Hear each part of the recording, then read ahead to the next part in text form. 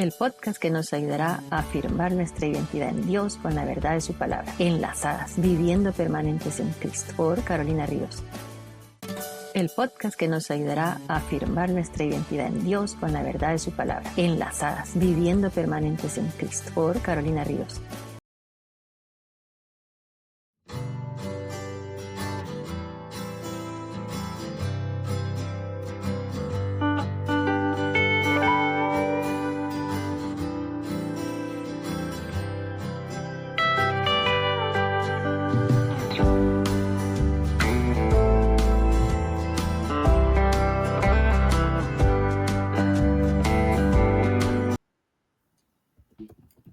Hola, ¿cómo están? Qué gusto poder tener otro episodio más.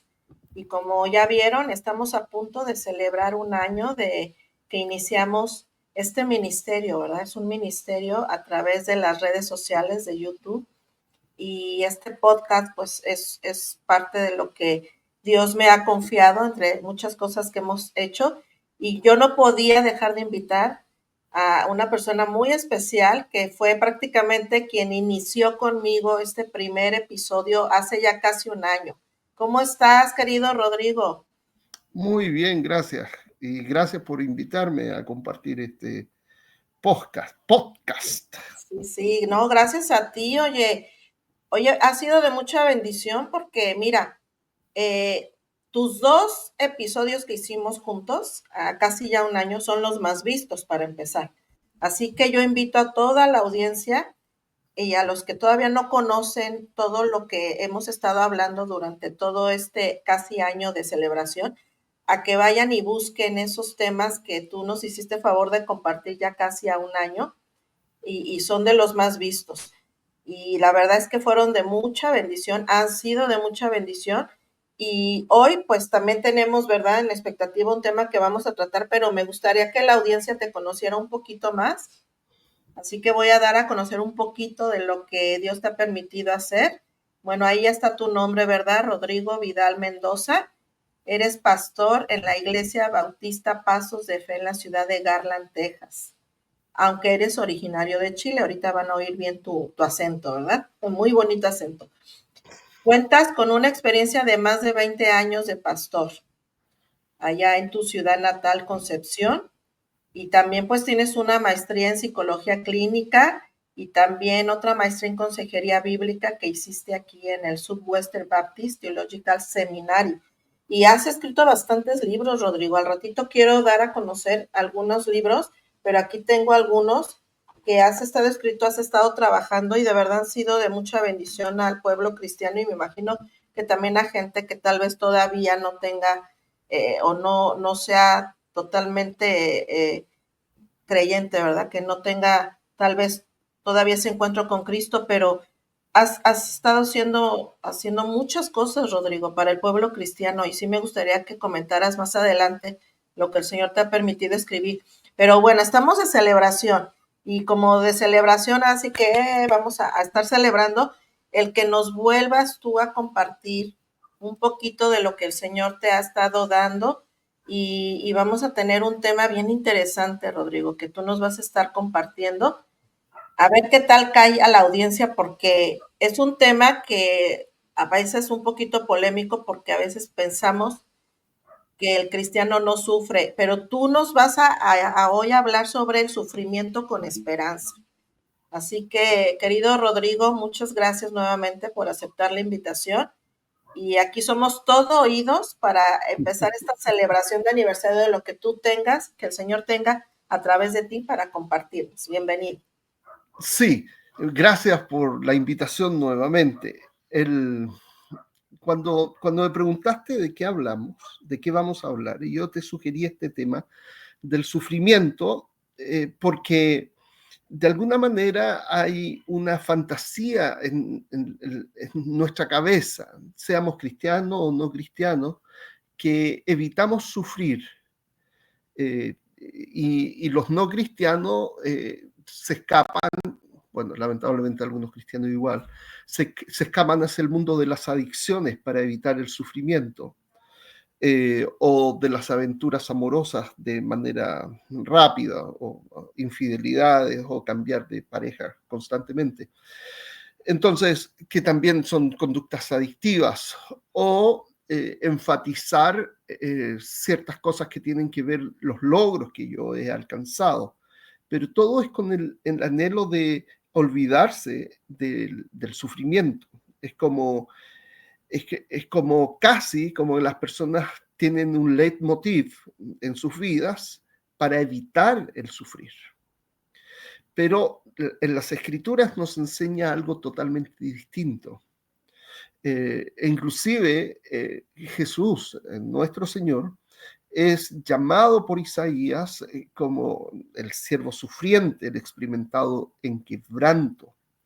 Y entonces, si el Señor Jesús, nuestro Señor, nuestro Rey, nuestro soberano, es el experimentado en quebranto, nosotros tenemos que asumir que esa será nuestra realidad, que tenemos que llegar a la estatura de la medida de Cristo, y eso implica experimentar quebranto, ¿ya?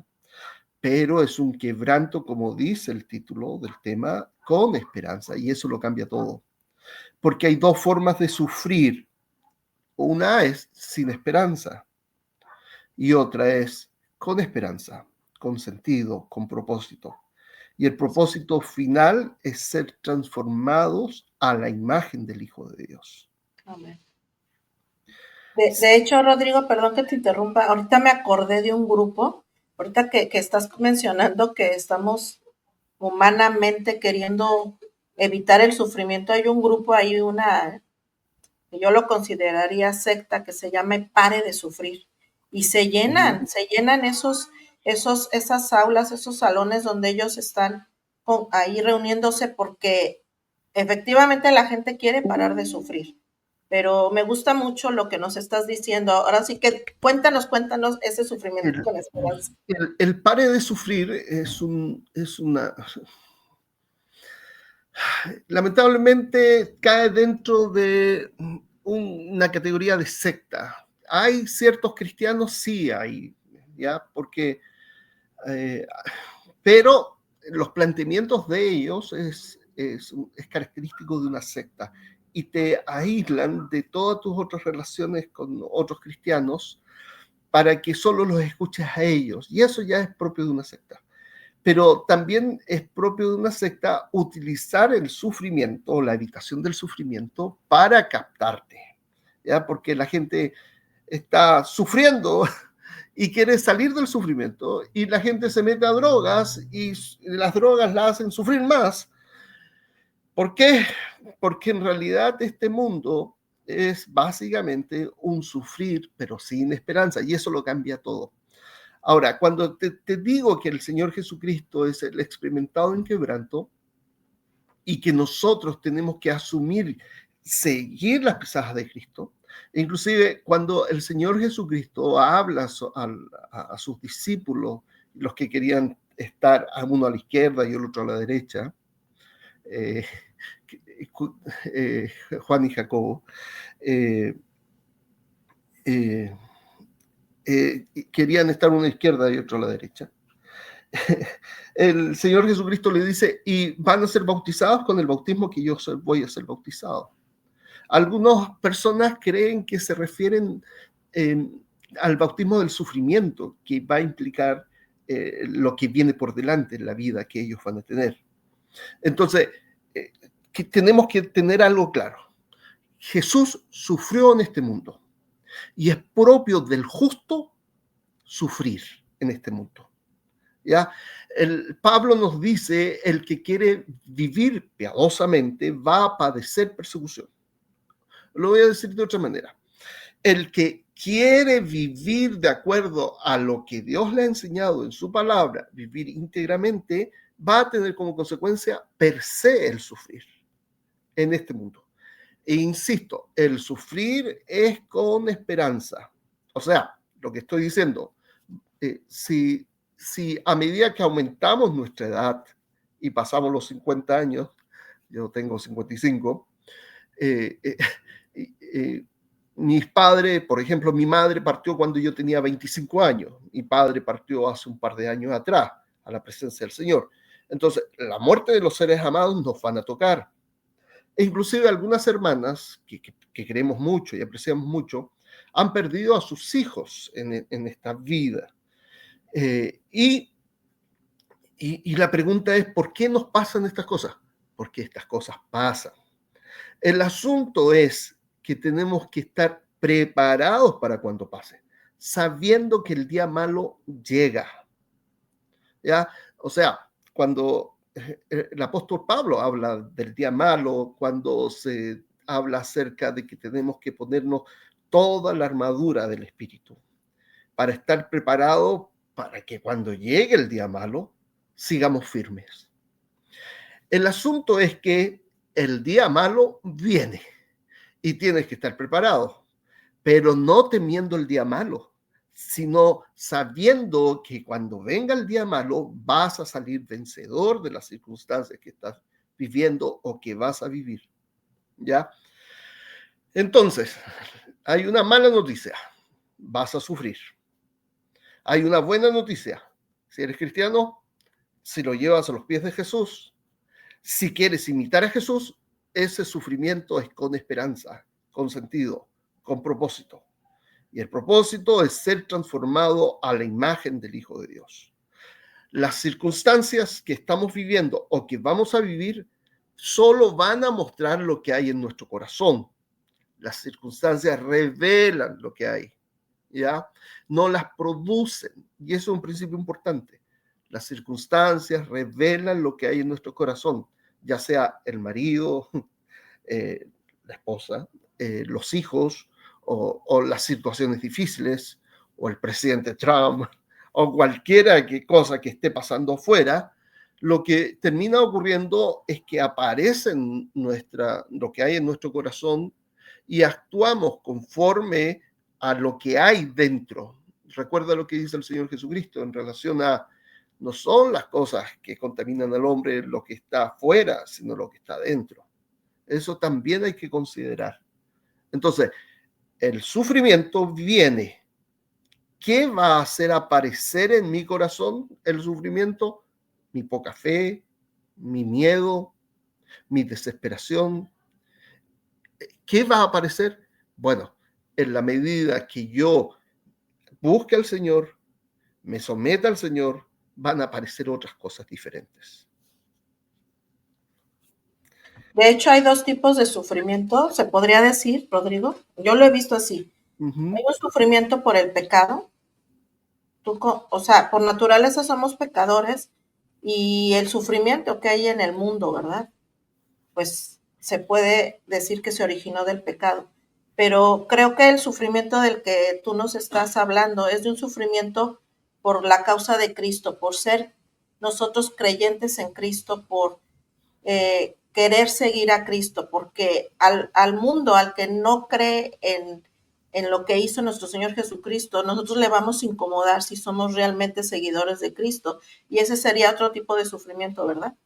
Sí, pero también hay un tercer sufrimiento que en realidad viene de... Primero sufrimos por nuestro pecado, ¿ya? Pero también sufrimos por el pecado de otro. Pero igual sufrimos por la vida propia, por el pecado en general.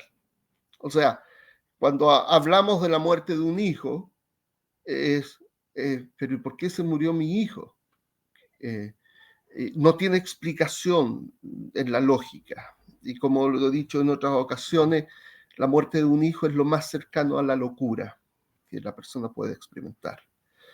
Entonces la persona no queda normal, ¿ya? Porque pasó algo que es inimaginable.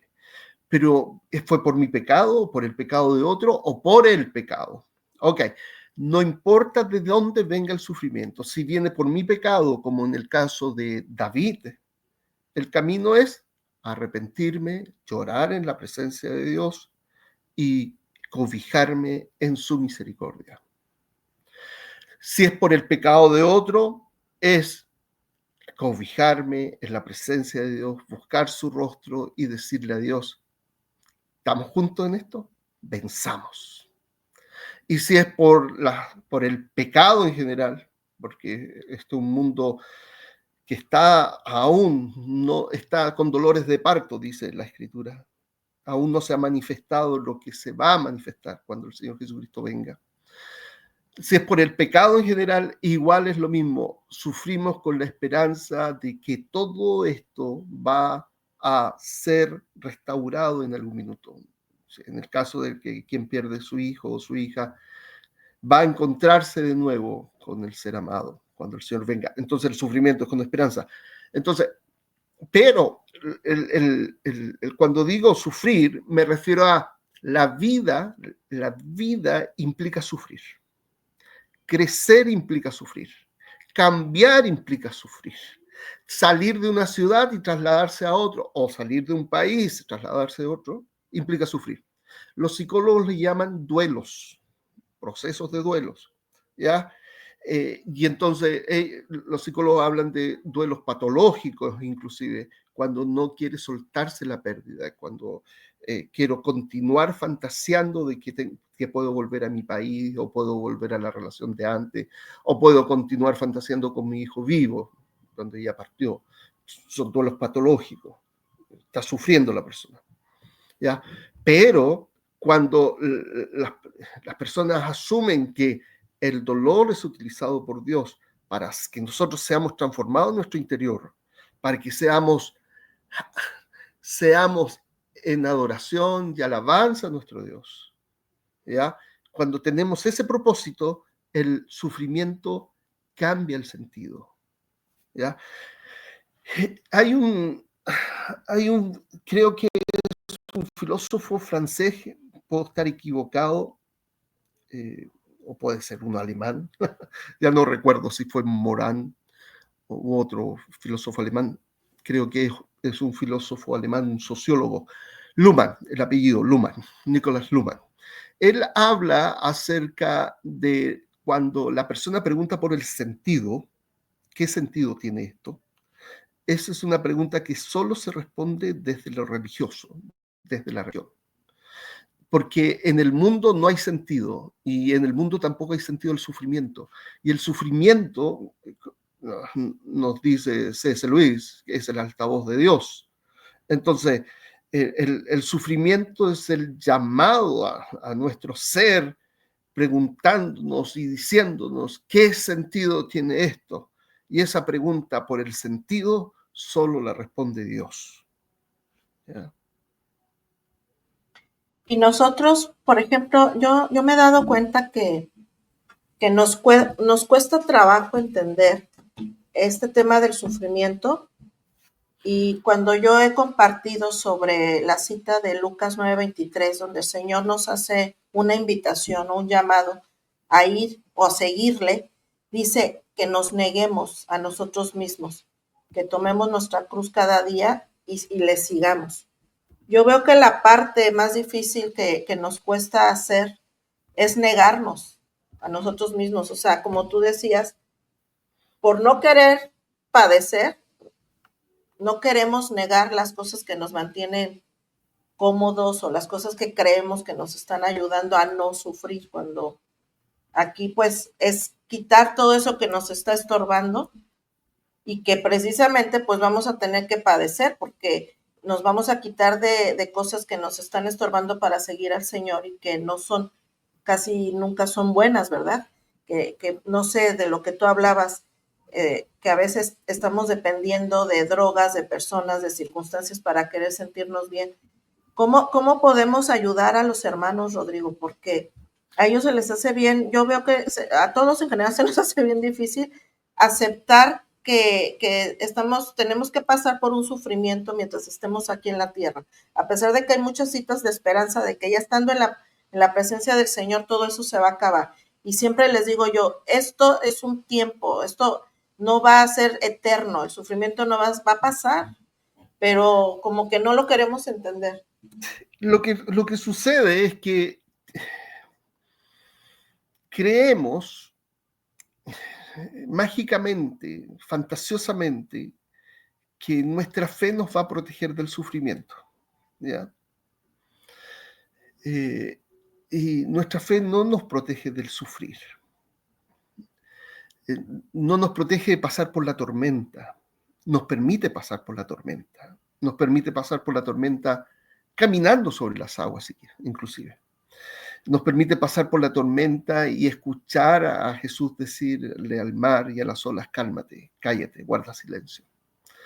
Cuando en realidad la principal ola o la principal tormenta que Jesús tiene que hacer callar es la del corazón nuestro. ¿Ya? Entonces, esto pasa porque también el evangelio que predicamos, tiene que ver con generalmente ven a Dios y Dios va a solucionar tus problemas.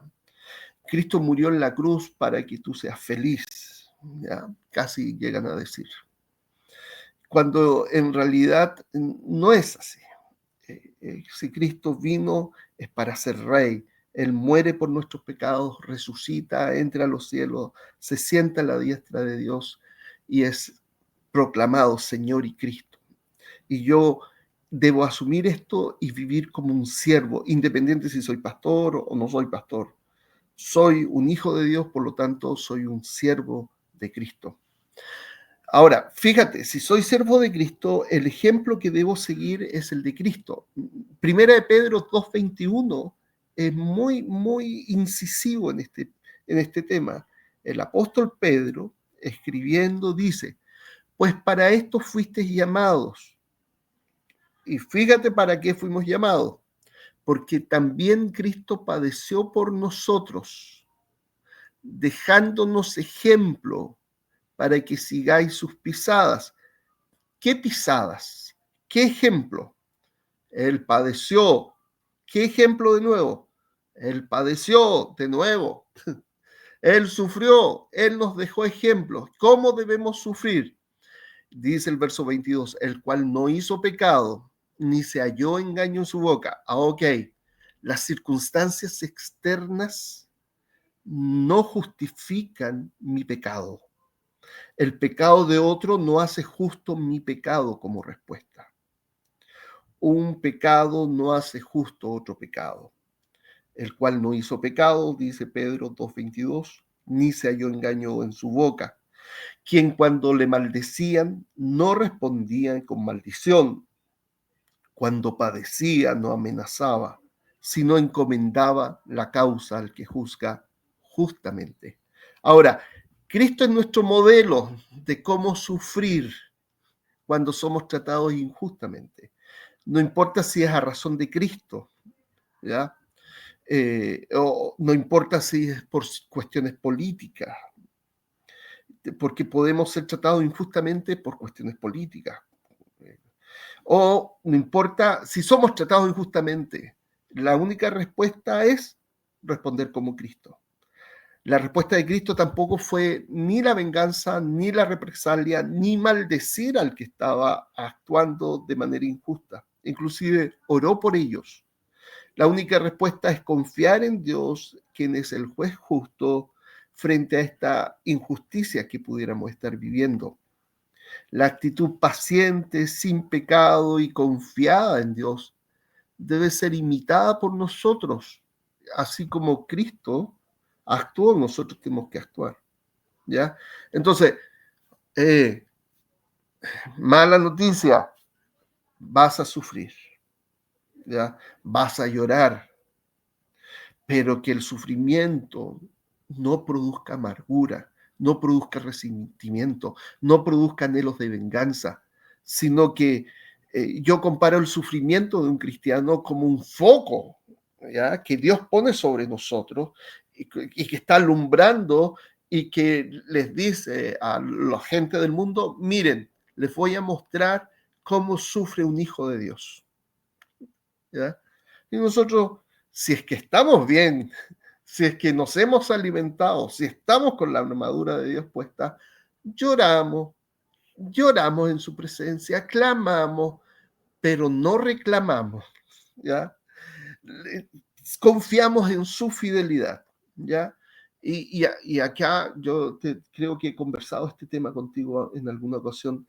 A mí no me gusta la palabra control, a mí me gusta más la palabra fiel. En la situación que yo estoy viviendo, Dios es Dios fiel y está actuando a favor mío a pesar de mi sufrimiento. ¿Ya? ¿Por qué? Porque la palabra control se incorpora en el lenguaje en el año 40, 50, cuando estaban desarrollando lo que eran los cohetes guías que tenían que llegar de un lugar a otro, ¿ya? Y entonces tenían que controlar a dónde llegaba.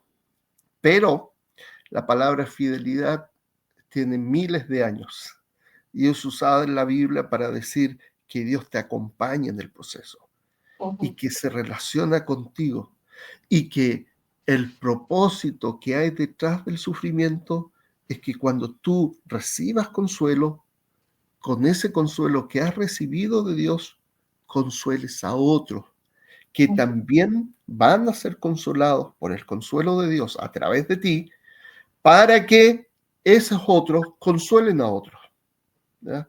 Entonces es un círculo virtuoso de consuelo, ¿ya? Y esas son las paradojas, ¿verdad? De la vida cristiana, porque por eso a veces para el mundo parecemos como si estuviéramos locos, ¿verdad? Yo visité hace tiempo a una hermana en el hospital, ya con cáncer terminal, y la hermana estaba con gozo, la hermana estaba bien, anímicamente, porque ella decía que en cuanto ese cuerpo dejara de sufrir físicamente, es porque ya iba a estar en la presencia del Señor. Y esa es la esperanza que ella la mantuvo con gozo. Que uno dijera, pues, si no fuera creyente, si no tuviera su esperanza y su fe en Cristo, pues estaría muy mal. Pero es lo que yo veo hay muchos testimonios de misioneros que saben que pueden padecer y que se les ha quitado la vida, pero ellos han padecido eso porque saben de su galardón en los cielos, saben de que van a estar en la presencia del Señor, y esa esperanza yo creo que nos hace nos hace ser llevaderos en el sufrimiento.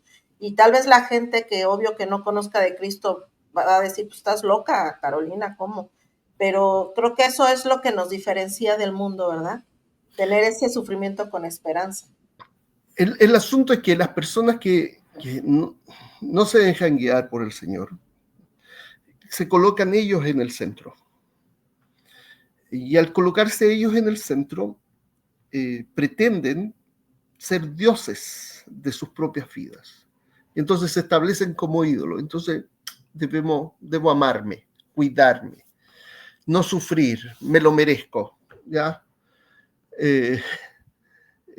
Todas estas cosas que ponen al centro al hombre o a la mujer y no a Dios. El asunto es que cuando pasan estas cosas que nos desbordan y que eran inimaginables que sucedieran, ahí nos damos cuenta de que somos polvo, ¿verdad? Y que el polvo, tal cual que somos, ¿qué le vamos a reclamar al alfarero? ¿Ya? Entonces, una oración de David dice: Señor, no te olvides que yo soy polvo. Y yo le agrego, me atrevo a agregarla, porque yo tiendo a olvidarme. ¿Ya? Porque derechamente me pongo en el centro y creo que no, yo no tengo que sufrir. O ¿Ya? puede ser lo contrario, Rodrigo, porque yo conozco personas que también por ponerse en el centro de que ellos son los importantes, se van al extremo de victimizarse y de decir, pues yo merezco sufrir. Y yo me digo, ok, o sea, pero depende, no sé de qué, comúnmente es por algo generado por el pecado, no por la causa de Cristo. Sí, lo que ocurre es que inclusive hay personas que dicen, es que yo no me he perdonado a mí misma, o perdonado a mí mismo. Creo que eso lo hablamos en el primer post que tuvimos. El asunto es que el perdonarse a sí mismo es una trampa del diablo. Porque yo lo que tengo que hacer es aceptar el perdón que tengo de Dios y recibido en Cristo y adorar a Dios por el perdón que he recibido en Cristo. Y ir para el lado y perdonar a los otros con el mismo perdón que he recibido en Cristo. Entonces, no quedarme ahí en el medio diciendo, es que yo no me he perdonado, poniéndome sobre Dios. Ahora, lo mismo ocurre con estas personas que juegan a la víctima. Yo utilizando un lenguaje de un periodista chileno que hablaba de victipuntos. Las personas tienen puntos para victimizarse. Ya, cuando en realidad otra vez se ponen en el centro y olvidan la realidad que hay perdón en Cristo. ¿Ya? En Cristo hay perdón. Y la única opción que tiene es asumirse perdonados por la muerte y resurrección de Cristo. Y alabar a Dios por ello. Así es. Así es. Yo creo que si le podríamos aquí concluir, porque yo creo que está bien claro y yo creo que hay muchas citas bíblicas que pudiésemos citar, pero es claro que el Señor nos está invitando a seguirle y a también, pues sabiendo, como decía ahí en Primera de Pedro 2, que imitémosle aún en el sufrimiento, pero me encantó el título con esperanza y de que esto va a pasar. No sé con qué quieras concluir, porque quiero hablar un poquito de tus libros, Rodrigo. Fíjate, los relatos que nosotros tenemos en nuestras vidas, que también yo hablo siempre del relato, empiezan con Cristo muriendo y resucitando. Ese debe ser nuestro punto de partida. No la violación que sufrí cuando niño, no el abandono de mis padres, no la muerte de mi ser amado. ¿Ya? Las personas tienden a tener puntos de donde iniciar su relato. Y son puntos tristes, ¿viste? Puntos. ¿Ya? Y desde ahí se relata, mi vida fue un desastre desde que murió mi madre. ¿Ya? Y empiezo a contar todos los desastres que vivo. ¿Ya? Porque vivo el sufrimiento sin esperanza. Pero si mi vida comienza en la muerte y resurrección de Cristo, mi relato es un relato que comienza en una victoria, en la resurrección. Mi relato es de victoria y de esperanza. ¿Y termina cuándo? Termina delante del trono alabando al Cordero. Y todo lo que pasa entre medio es mi relato que estoy viviendo con el propósito de ser transformado a la imagen del Hijo de Dios. ¿Ya? En donde no hay espacios para los puntos, vistipuntos, porque los vistipuntos me hacen centrarme en mí. Pero este relato me hace centrarme en Dios, en su Hijo y en su gloria. Amén. Ok, hablemos de los libros. Sí, Rodrigo. Muchas gracias por el tema que hoy nos compartes, sé que va a ser de mucha bendición a la audiencia. ¿Cuántos libros llevas ya escritos? Son pequeños libros, no son grandes libros, ¿ya? Serán unos 20 libritos, ¿ya? Wow. Pero fíjate, lo que pasa es que, a ver, mi hijo me preguntaba, papá, ¿cómo se te ocurren estas cosas? Y yo le decía, yo tengo problemas porque soy psicólogo, ¿ya? Y mi problema es que yo tengo una perspectiva, esta cosa de los puntos que te hablo. Es propio de una terapia que se llama estratégica, constructivista, sistémica. Son nombres técnicos de la terapia, ¿ya? Y entonces ellos hablan de cómo los conflictos se puntualizan y cómo las personas, cuando tienen un conflicto, construyen el conflicto y el relato del conflicto a partir de tú me gritaste, por ejemplo, pero se olvidan que la persona antes lo había ignorado, ¿ya? Y entonces tienen diferentes puntos donde partir la historia del conflicto. Y entonces yo dije, esto pasa lo mismo en la vida y en la Biblia. Yo puedo colocar el punto en la muerte de Jesús, o puedo colocar el punto en la resurrección de Jesús, o puedo colocar el punto en el hecho de que Cristo se sentó en el trono victorioso. y puedo construir en base al punto que coloqué, la muerte de Jesús, la resurrección de Jesús, o sentado en el trono, una definición de lo que es la justicia de Dios.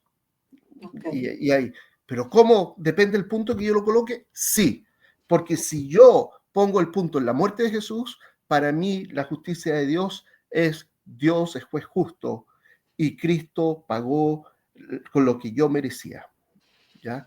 Y veo la justicia como condenadora. Si lo pongo en Jesús se sentó en el trono después de haber resucitado de entre los muertos, la justicia adquiere otra definición. ¿Qué es la justicia? Para mí me llevó 7 años estudiar este tema. La justicia, al final comprendo yo tengo que leerla desde Cristo sentado en el trono, después de haber resucitado de entre los muertos. Y la justicia de Dios es la fidelidad de Dios a la relación que Él tiene consigo mismo, particularmente con su Hijo. Y esta fidelidad a la relación que Dios tiene con su Hijo es nuestra por la fe en el Hijo, ¿ya? Y entonces por eso dice, con mi diestra de justicia yo te sustentaré, yo te sostendré, ¿ya? Y por eso dice en el Evangelio, en la resurrección de Cristo de entre los muertos, se revela la justicia de Dios. Y yo le decía a mi hijo, la justicia es un paradigma, es un lente que nos permite ver la vida. Dependiendo cómo tú definas la justicia, va a ser tu marco interpretativo. Y mi hijo decía, no te entiendo, papá. Pero entonces, por eso tienes tantos libros. ¿Con cuál nos recomiendas comenzar? El primer librito que habla sobre el Evangelio, ¿ya? ¿Qué es el Evangelio, básicamente? Ok. ¿Ya? Creo que lo tienes por ahí. Y están 2 libritos. O sea, está el manual de discipulado, ¿ya? Que empiezo hablando de qué es el Evangelio. Ya, ese manual de discipulado. ¿Qué es el Evangelio? Y cómo la definición del Evangelio repercute en tu discipulado, ¿ya? Porque el Evangelio, ahí yo hablo de que el Evangelio se resume en el inglés score. Sí, está el librito en inglés también, lo traduje con... Muy bien. Bueno, score es escritura, scripture, Cristo, que es el tema del Evangelio, obituario por su muerte y porque fue sepultado, R de resurrección y E de entronizado, score, ¿ya? Y entonces, este score resume el Evangelio y yo tengo que vivir mi vida como un resucitado, como uno que ha muerto en Cristo y ha resucitado en Él, ¿ya? Y que yo estoy sentado en Cristo en los lugares celestiales.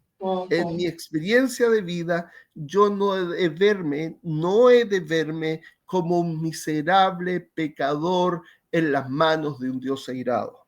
Yo he de verme como un adorador, como un hijo de Dios entrañablemente amado en las manos de un Padre amoroso. Así es, porque así nos ve Dios, de hecho. Exactamente. Y por otro lado, fíjate, y aquí un concepto que yo siempre cuestiono respecto a cómo las personas definen la justicia y desde dónde definen la justicia. Las personas definen la justicia como Dios es juez justo y achican la cancha y solamente definen la justicia en base al carácter de juez de Dios. Pero en realidad la Escritura lo amplía y define la justicia.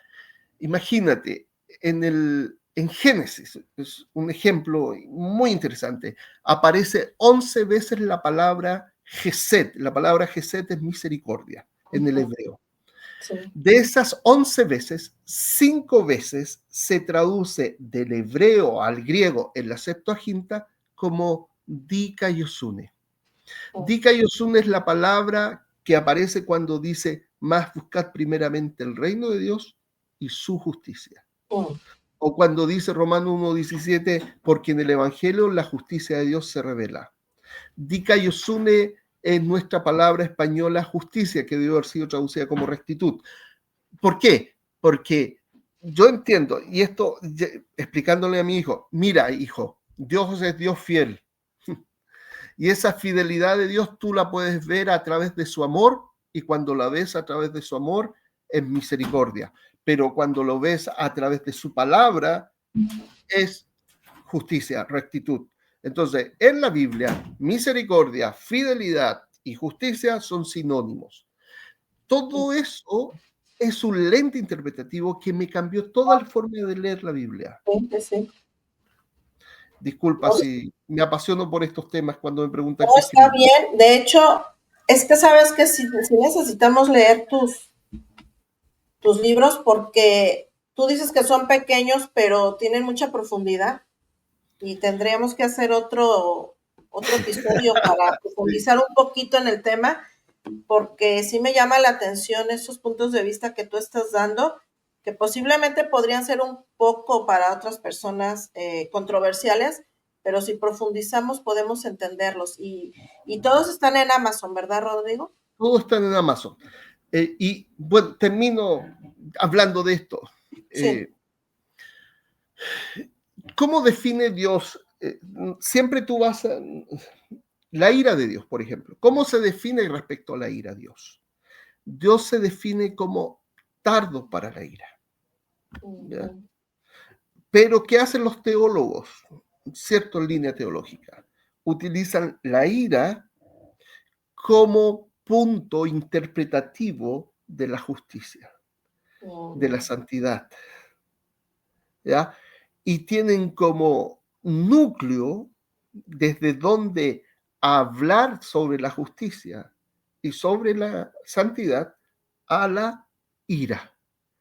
Pero si uno lee, dice, ¿por qué están definiendo la justicia o la santidad desde la ira de Dios? ¿Ya? Y lo definen así. La santidad es que Dios no acepta y rechaza todo lo que no es de Él, porque Dios no puede aceptar el pecado y reacciona con ira frente al pecado. Y uno dice, sí, eso es cierto, pero en realidad yo lo defino desde la fidelidad de Dios. ¿Cómo? Sí, la santidad es, Dios, prioritariamente Dios acepta lo que es de Él. Dios es fiel a sí mismo. La santidad tiene que ver con lo que Dios acepta, lo que es de Él, lo que es suyo. Y como consecuencia secundaria, no prioritaria ni primaria, es que Dios rechaza lo que no es suyo. Y en el rechazo aparece la ira. Pero la esencia de la santidad es su fidelidad a sí mismo. Y entonces utilizo como núcleo interpretativo la fidelidad de Dios. ¿Ya? Y donde Dios dice de sí mismo que Él es fiel, Dios fiel. Ya. Y de ahí derivo todos los otros que voy a hablar después en mis libritos. ¿Ya? Pues muy interesante, Rodrigo, y al menos a mí ya me dejaste aquí queriendo empezar a leer más de los que ya tengo aquí de tus libros, porque es una muy, muy buena perspectiva de cómo el Señor te ha guiado a explicar la justicia de Dios, y le hallo sentido. Muchas gracias por compartirnos, muchas gracias por volver a estar con nosotros este año que estamos por cumplir de aniversario de este ministerio del podcast Enlazadas, y espero que no sea la última vez, que podamos hacer otro encuentro, ¿verdad? Que ahora estás bien ocupado tú también con el pastorado, y yo también ahora acá apoyando a mi esposo y con el ministerio también acá en donde estamos, pero esperemos en un tiempo muy cortito volvernos a juntar, y te agradezco bastante que hayas estado conmigo este tiempo. Ok, yo agradezco tu invitación mucho y siempre puedes contar conmigo en lo que yo pueda aportar. Yo sé, muchas gracias, Rodrigo. Así que, como siempre les digo, seguimos enlazadas en Cristo, enlazadas entre nosotros, y nos vemos en una próxima oportunidad. Y muchas gracias. Así que sigan conectados porque va a haber regalitos para este nuevo aniversario. Dios les bendiga. Muchas gracias, Rodrigo. Gracias. El podcast que nos ayudará a afirmar nuestra identidad en Dios con la verdad de su palabra. Enlazadas, viviendo permanentes en Cristo. Por Carolina Ríos.